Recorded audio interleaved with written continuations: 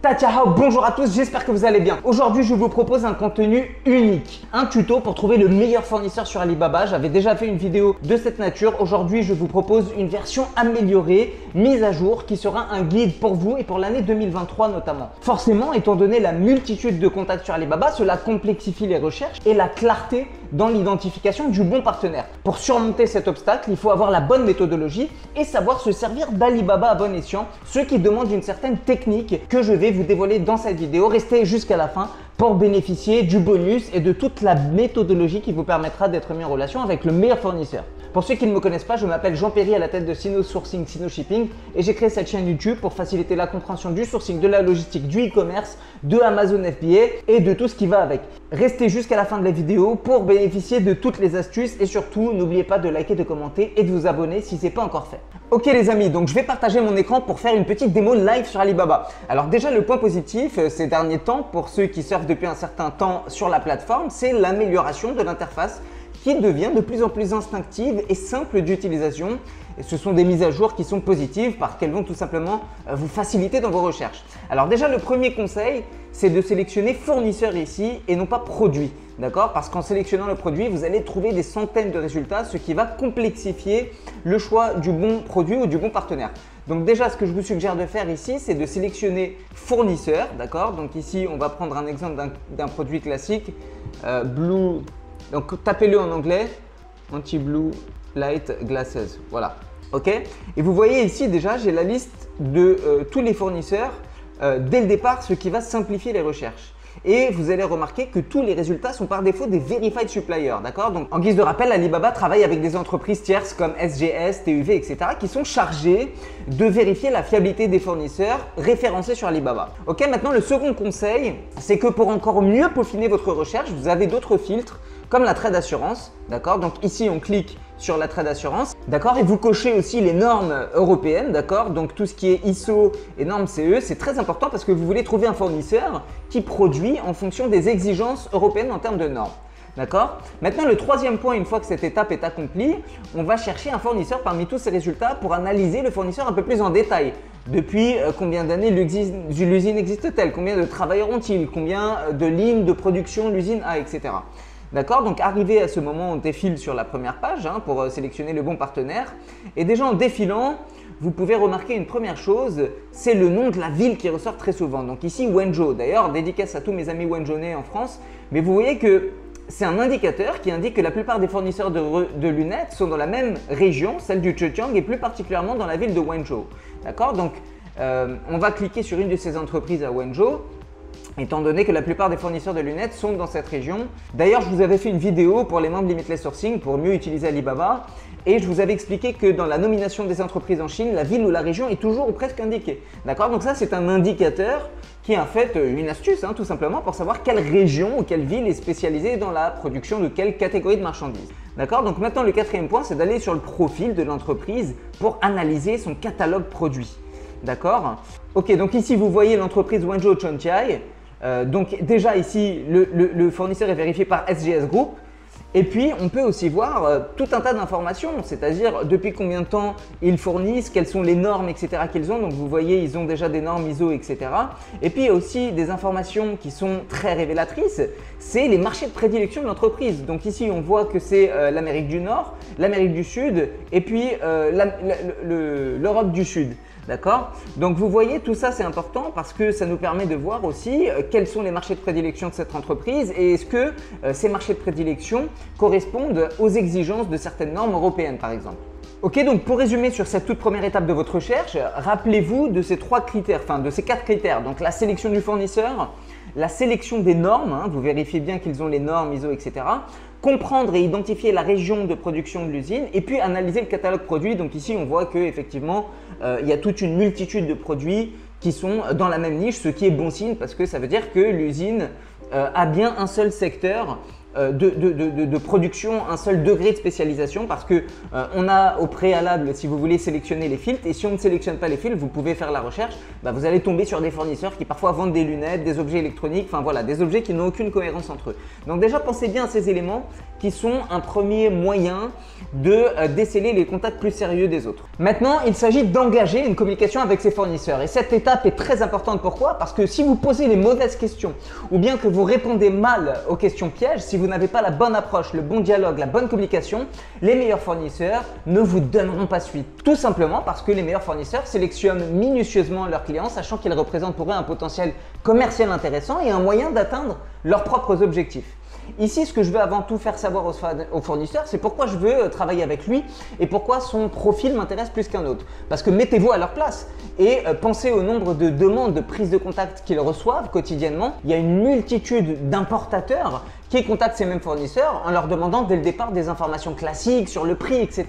Et c'est juste une première approche trop basique en fait, tout simplement, qui ne va pas jouer en votre faveur. Ça, il faut que vous le compreniez. Donc déjà, ce qui est important de faire, c'est de leur faire savoir pourquoi je les ai contactés, pourquoi je les ai choisis. Par exemple, vous pouvez dire, ok, j'ai trouvé votre profil sur Alibaba, je suis ravi de voir que vous êtes établi depuis tant d'années, et de voir que vous avez tant de nombre d'années d'expérience dans ce domaine. J'ai aussi vu les certificats que vous proposez et les marchés de prédilection envers lesquels vous distribuez vos marchandises, ce qui me conforte vis-à-vis de vos procédés de fabrication qui répondent aux exigences européennes et aux standards de qualité requis pour cette région. La qualité semble être une valeur fondamentale pour votre entreprise, or nous partageons les mêmes valeurs et d'après tous ces éléments, je peux présumer que vous serez un excellent partenaire pour nous avec lequel nous pourrons envisager un partenariat sur le long terme. Donc vous voyez, déjà en ayant ce genre d'approche avec ces deux mots-clés, donc travailler en partenariat et sur le long terme, eh bien ça va avoir un impact très positif sur l'interlocuteur, donc sur le fournisseur. Les fournisseurs reçoivent tellement de demandes de renseignements ou des demandes de prix sans avoir aucun retour derrière que c'est vraiment frustrant pour eux. Donc insistez vraiment sur ces mots-clés, sur la bonne approche, ce qui va les conforter et vous permettre d'avoir un terrain propice à de véritables échanges et discussions commerciales et par la suite, bien évidemment, de véritables négociations. Le rêve, entre guillemets, d'un fournisseur, c'est d'avoir un portefeuille de clients réguliers qui vont être là pour les 3, 5, 10 années à venir. Une fois que je parviens vraiment à susciter l'intérêt du fournisseur, ce qui est la première étape la plus importante, une fois que je parviens à augmenter ma crédibilité et à communiquer ma vision sur le long terme, le fournisseur va se montrer coopératif et m'accordera certainement de meilleures conditions. C'est aussi une meilleure façon d'avoir un véritable échange avec le fournisseur et par la même occasion d'obtenir tout un tas d'informations utiles sur l'entreprise, sur les produits concernés, etc. etc. D'accord? Et maintenant, si vous défilez dans la partie Home ici, vous allez aussi voir les capacités de production de l'usine qu'il est intéressant d'analyser, d'exploiter à travers la communication avec le fournisseur. C'est important de voir quelles sont les ressources matérielles de l'usine en termes de capacité de production et pouvoir utiliser cet argument à votre avantage. Par exemple, vous pouvez lui dire « Ah bah c'est super, j'ai vu que vous avez tant de machines, est-ce que c'est possible de m'envoyer une vidéo, une photo rapide de ce que fait exactement cette machine ?» D'accord? Et si on retourne sur la partie profile, donc vous allez voir que vous allez obtenir des informations sur l'usine comme par exemple les certifications. Donc là, vous pouvez poser toutes les questions sur les certifications et tous les documents qui seront proposés par l'usine pour l'importation de vos marchandises. Donc pensez à demander ça et pensez aussi à demander les rapports de test qui vont de pair avec les certificats CE, ça j'en ai parlé dans une autre vidéo. Alors si on retourne sur la partie Home, il y a une autre astuce qui est vraiment super intéressante, c'est les salons auxquels ils ont participé. Donc vous voyez ici Hong Kong, Milan, France, etc. Donc si vous êtes en France, vous pouvez leur demander par exemple quelle sera la prochaine date à laquelle ils vont se rendre en France et vous pouvez aussi leur dire que vous comptez vous rendre en Chine, donc que vous souhaitez les visiter, etc. Donc ça va vous permettre d'obtenir plus d'attention et d'avoir une meilleure communication avec le fournisseur parce que à travers ces quelques informations qui sont mises à disposition sur le site internet, etc., sur Alibaba, eh bien vous allez pouvoir témoigner de votre professionnalisme, montrer que vous avez réalisé une vraie étude de marché et surtout ne pas avoir une espèce d'approche qui sera beaucoup trop classique comme beaucoup le font. Donc vraiment, je vous conseille de vous reposer sur ces conseils, à savoir utiliser les informations mentionnées sur le profil de l'entreprise sur Alibaba et faire savoir au fournisseur ce que j'aime chez lui, ce qui m'a attiré. Ce sont des informations auxquelles tout le monde a accès, mais que très peu d'importateurs exploitent à travers leur prise de contact et surtout à travers leur négociation. Pourtant, comme on le dit dans la négociation, la data c'est de l'or, l'information c'est de l'or. Et ici Alibaba met à votre disposition toutes ces informations qui seront utiles vis-à-vis des fournisseurs référencés. Ce serait vraiment bête pour vous de ne pas vous en servir. Donc utilisez ces informations, qui sont proposés par Alibaba pour mieux communiquer avec les fournisseurs et pour obtenir de meilleurs résultats, des meilleurs prix, des meilleurs MOQ, etc. Donc vous voyez, quand vous utilisez cette méthodologie avec les mêmes filtres de recherche, vous allez tomber sur une liste de fournisseurs que vous pouvez analyser un par un comme on vient de le faire, peu importe la nature des marchandises que vous importez. Donc c'est très simple, hein, ce même process qu'on vient de détailler, vous pouvez le reproduire sur plusieurs fournisseurs pour vous constituer une liste de potentiels partenaires. Et puis un autre sujet déterminant maintenant, c'est le prix, qui est le nerf de la guerre. Vous devez rester compétitif et acheter au meilleur prix pour dégager une meilleure marge. Concernant les acheteurs, il y a différents profils. Alors il y en a certains qui hésitent à faire pression dès le départ en négociant les prix et ils ne veulent pas être perçus comme des débutants inexpérimentés qui ne pensent qu'au prix et qui ne voient rien d'autre que ça. Et puis il y en a d'autres qui n'y voient pas vraiment d'inconvénients, qui se prêtent au jeu de la négociation dès la première prise de contact. Alors il n'y a pas de bonne ou de mauvaise option, il faut simplement trouver le juste milieu, le bon équilibre et avant de négocier, surtout avoir un minimum de data, un minimum d'informations, on en revient toujours à la même chose. Donc ici, comment être sûr que j'obtiens le meilleur coût auprès du fournisseur? C'est la question qui agite beaucoup d'importateurs qui se demandent si le prix obtenu était vraiment le meilleur prix possible. Pour cela, revenons à la page d'accueil et contrairement à ce qu'on a fait au début, on va rechercher les mêmes marchandises par produit et non pas par fournisseur. Et vous allez comprendre pourquoi on va faire ça. Donc en défilant ici, on voit tous les prix affichés. Vous voyez que sur un seul produit, on voit différents tarifs, ce qui nous donne une fourchette de prix approximative. Alors après, il y a certains produits qui sont beaucoup plus compétitifs que d'autres, mais ça va s'expliquer bien évidemment parce que même s'il s'agit de la même catégorie de marchandises, il s'agit malgré tout de produits complètement différents. On ne connaît pas la qualité des lentilles, de la monture, les certificats disponibles, etc. Donc le plus important pour négocier le meilleur prix, c'est d'abord de comprendre quel est le prix du marché, quels sont les différents prix proposés sur le marché. Et en fonction de ces éléments, vous pourrez par la suite développer ce qu'on appelle une fiche technique, donc en anglais une specification sheet. Donc c'est un document qui contient toutes les informations sur votre produit. D'accord? Donc ce document, il va regrouper plusieurs informations, d'accord, telles qu'une image du produit, les dimensions du produit, l'épaisseur de la monture, quels sont les matériaux utilisés, les matériaux pour la monture, le verre, les couleurs utilisées, etc. Vous avez aussi d'autres informations comme le type d'emballage, la dimension des cartons, le poids brut, des master cartons, enfin voilà, il y a beaucoup d'informations et toutes ces informations sont rassemblées dans cette specification sheet et on peut avoir recours au même mode de recherche que je viens de détailler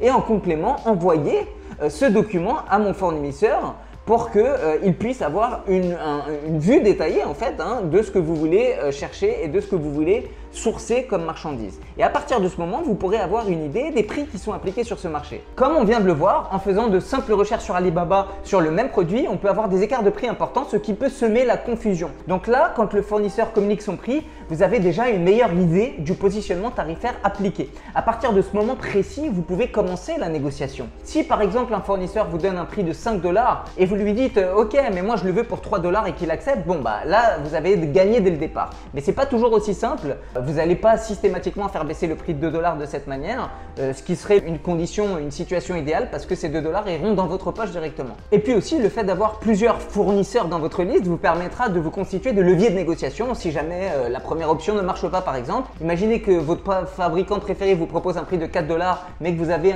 reçu un prix à 3 $ d'un autre fournisseur, et ben vous pouvez lui dire ok vous êtes mon fournisseur préféré, j'aime la qualité de votre produit mais j'ai reçu un prix de 3 $, est-ce que vous êtes en mesure de vous aligner? Si c'est le cas, je serai heureux de travailler avec vous. Donc vous pouvez essayer cette méthode assez classique et vous verrez que très souvent les fournisseurs s'aligneront avec ces prix qui sont des prix réalistes parce que vous avez des informations qui ont été obtenues d'après vos recherches sur le marché. Donc vous savez que c'est complètement réaliste, c'est pas un prix qui sort de nulle part parce que justement vous avez fait votre étude de marché au préalable comme un professionnel. Une fois le prix négocié, il faut payer. Et là encore, quand il s'agit de paiement, je reçois beaucoup de questions. Surtout, je comprends la réticence de beaucoup d'importateurs à payer en toute sérénité. Il y a plusieurs méthodes pour se protéger et pour sécuriser ces transactions. Tout d'abord, comme on l'a souligné au préalable, on va cocher la traite d'assurance. Alors je vous le rappelle, pour la énième fois, ce n'est pas une garantie à 100% de vous faire rembourser. Mais si vous avez la bonne documentation, vous pourrez obtenir gain de cause et bénéficier de mesures de compensation en cas de litige. Il faut tout simplement être en mesure de prouver que vous avez été lésé dans vos relations commerciales. Avant d'en arriver au paiement, une autre façon de vérifier la qualité des marchandises le plus tôt possible, c'est la réception des échantillons. En réceptionnant des échantillons de plusieurs fournisseurs, vous allez pouvoir les comparer et sélectionner le modèle sur lequel vous souhaitez vous reposer pour la fabrication de vos marchandises. Et à partir de là, vous pourrez commencer à payer un acompte de 30% pour lancer la production et réaliser un contrôle qualité pendant la production pour réaliser tout défaut qui pourrait survenir et puis surtout pour vérifier que la production est en ligne avec le premier échantillon reçu. Et puis ensuite, si on veut redoubler de vigilance, on pourra faire un second contrôle qualité, un PSI, Pre-Shipment Inspection. Donc quand la marchandise a fini d'être produite, si vous préférez, juste avant de payer le solde de 70%, vous faites un contrôle qualité pour s'assurer encore une fois que tout est en ligne à vos attentes. Donc à ce moment, vous pourrez aussi demander l'envoi d'un second échantillon qui, contrairement au premier qui n'était qu'un échantillon de pré-production, eh bien là, il va s'agir d'un échantillon de pré-expédition pour s'assurer que tout est bien conforme à vos exigences. Donc vraiment, je vous invite à ne pas négliger ce point de sorte à pouvoir entreprendre vos activités dans les meilleures conditions et surtout ne perdre aucun centime, ne pas perdre de temps, ne pas perdre d'argent. Ok, maintenant une question importante, comment diversifier sa chaîne d'approvisionnement et comment le faire? Déjà, ce que je préconise dès le départ, c'est d'avoir 2 ou 3 fournisseurs. C'est important de ne pas dépendre d'une seule source parce qu'on ne sait pas ce qui peut arriver demain. Donc moi, je fais toujours le nécessaire pour avoir des échantillons de 3 ou 4 fournisseurs différents. Si quelque chose devait mal tourner avec un de ces fournisseurs, parce qu'il peut y avoir des aléas de toute nature, eh bien je devrais pouvoir réagir rapidement. D'accord? Donc ces aléas arrivent souvent et sont souvent indépendants de la volonté du fournisseur. Ça peut être des réglementations imposées par le gouvernement, des ruptures de matières premières, des confinements, etc. Et l'avantage d'avoir recours à plusieurs fabricants, c'est d'avoir des alternatives en cas d'imprévu. Et vous pouvez même pousser la logique encore plus loin en identifiant des fournisseurs dans d'autres pays. Et c'est entre autres ce que nous apprenons à faire avec l'Inde par exemple. Voilà, donc on en arrive à la fin de cette vidéo et je vais même vous donner un petit conseil bonus. Téléchargez l'application Alibaba et utilisez la fonction chat instantané de l'application pour avoir une communication optimisée avec le fournisseur, mais ne le faites pas dans n'importe quelle condition. Rappelez-vous de ce que je viens de vous dire dans cette vidéo. Négocier dès le départ est une erreur. Vous devez déjà avoir la bonne approche, réaliser une étude de marché, se servir des données qui sont proposées sur la plateforme Alibaba pour témoigner de votre professionnalisme auprès du fournisseur et l'inciter surtout à négocier de meilleures conditions. Donc aussi, n'hésitez pas à cultiver le Quanchi dont on vient de parler et à partager des moments de votre vie privée. Ça fait partie du business en Chine, des aspects culturels et même socio-professionnels avec la Chine. Partagez des moments avec votre fournisseur, vos week-ends, vos moments en famille, vos journées shopping, une photo devant la Tour Eiffel, une photo dans des restaurants, en train de manger des spécialités françaises, des pâtisseries, etc. N'hésitez pas à le faire parce que les Chinois apprécient beaucoup cela. Et puis vous pouvez aussi faire des appels téléphoniques aux vidéos rapides pour vraiment développer un terrain plus propice au business. Et tout ça, bien évidemment, fait référence au Quanchi, cette dimension socio-professionnelle qui est incontournable quand on fait du business en Chine. Alors c'est un autre sujet à part entière. Si ça vous intéresse, vous avez des vidéos sur la chaîne qui traitent la question. Sinon, avant de terminer, pour tous ceux qui veulent franchir un cap, acheter et importer dans les meilleures conditions depuis la Chine, l'Inde ou ailleurs, je vous rappelle qu'on a des programmes d'accompagnement uniques sur l'Inde, sur la Chine, qui vous permettent de vous approvisionner dans les meilleures conditions, d'éviter les arnaques et d'importer au meilleur coût. Vous aurez tous les liens en description de cette vidéo et aussi un lien pour déposer votre candidature et vérifier votre éligibilité à ce programme. Voilà, on en arrive donc à la fin de cette vidéo. N'oubliez pas de liker, de commenter, de vous abonner si ce n'est pas encore fait. Et je vous dis à très bientôt pour une prochaine vidéo. Taiken!